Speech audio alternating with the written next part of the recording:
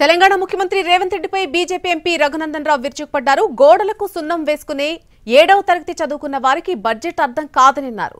చదువుకున్న వారిని పక్కన పెట్టుకుంటే బడ్జెట్ అర్థమవుతుందని చెప్పారు. కేంద్రం నుంచి గ్రాంట్ ఇన్ ఎయిడ్ కింద 26,000 కోట్లు, స్టేట్ టాక్సెస్ ఇన్ సెంట్రల్ షేర్లో 22,000 కోట్లు వస్తున్నాయని అన్నారు.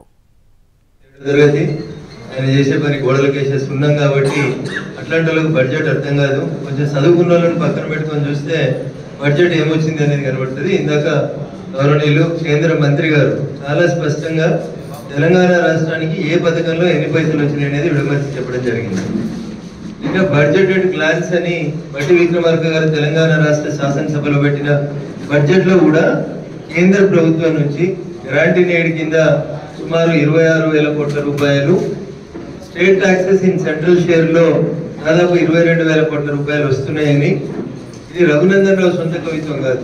బడ్జెట్లో బట్టి విక్రమార్క గారు రాసినటువంటి పేజ్ నెంబర్ 4 బడ్జెటెడ్ గ్లాన్స్ లో ఉంది. 2 పథకాలకి